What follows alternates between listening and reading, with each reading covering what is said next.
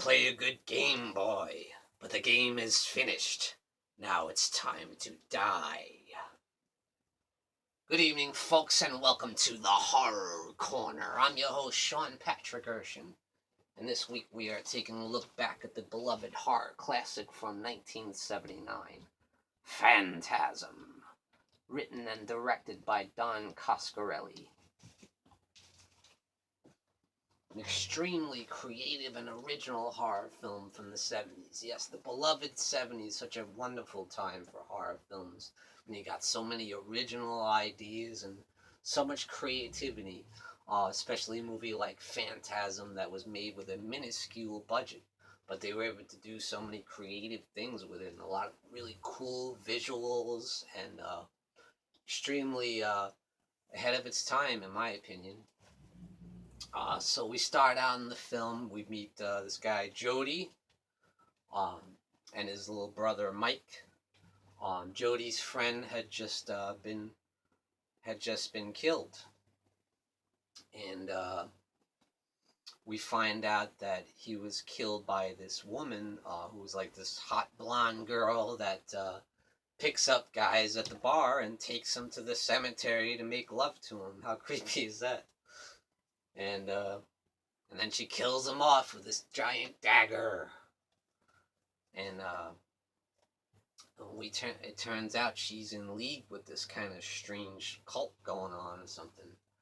And we also meet at the funeral home where they go to Jody's friend's funeral. Jody, as well as his best friend Reggie, who is in all the franchise films of Phantasm.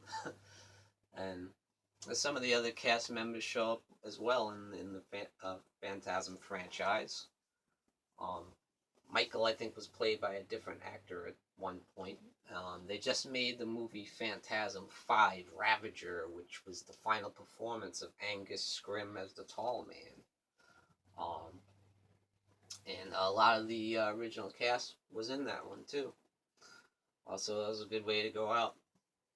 At any rate, the kid at the funeral, the kid Mike, Jody's little brother, sees the tall man who's the Undertaker, and it turns out he's got like supernatural powers. There's something really weird going on with this guy.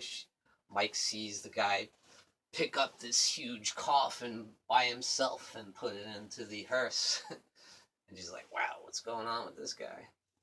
Gotta check that out. But so he starts creeping around the mortuary and trying to investigate what's going on with this tall man guy. Maybe he has something to do with what happened to Jody's friend.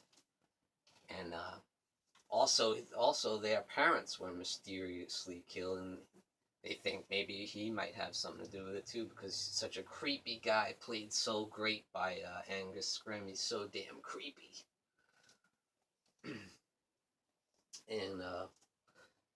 And he starts walking through the mortuary, and you see these really cool, like, marble white walls, and it makes such a great visual, and it's something that costs nothing.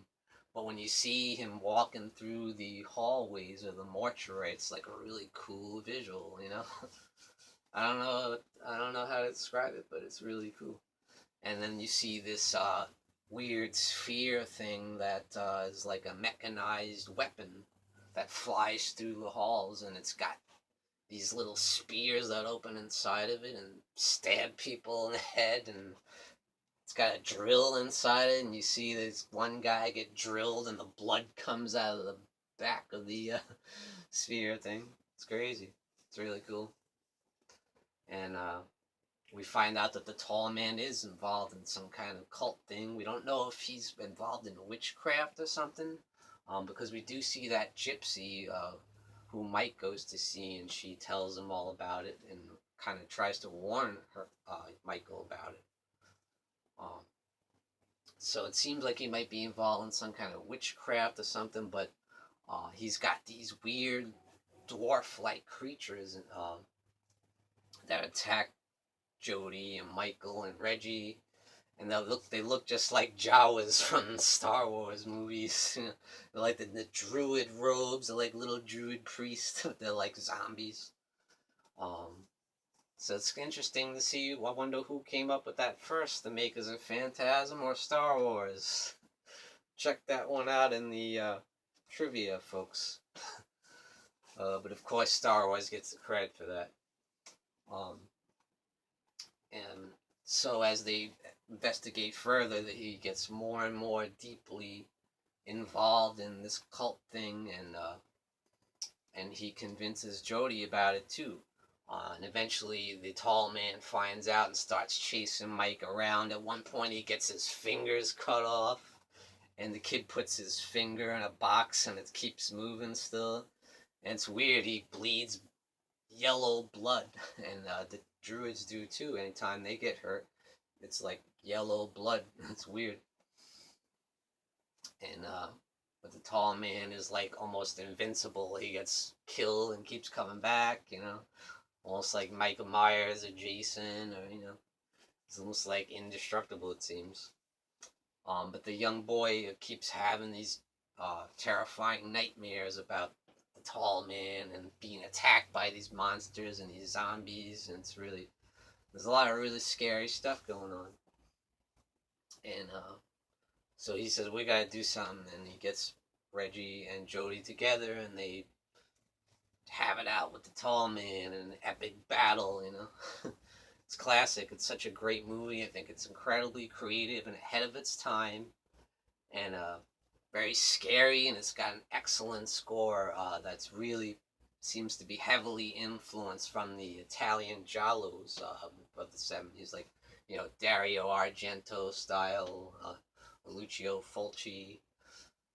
It's got that really creepy, like, piano, Love it. It's so classic, 80s. Yeah, I love 80s. Well, not 80s, I should say, late 70s. But Phantasm, definitely check it out, and it's got some cool sci-fi elements, too. Like, at one point, they go into different doorways to different dimensions, and it gets kind of crazy with the visuals and weird stuff going on. Very sci-fi-ish, so it's definitely a little bit of horror sci-fi going on there. So sci-fi fans, check out Phantasm as well. So any horror fan, any sci-fi fan, definitely check out Phantasm and get this awesome Blu-ray just released, and it's remastered by Bad Robot Productions, which is run by none other than J.J. Abrams. So even J.J. Abrams loved Phantasm, because look at the great care he took in making this excellent Blu-ray. So run and buy Phantasm. And thank you for joining me, Sean Patrick Erschen, in the Horror Corner. Tune in and stay scared.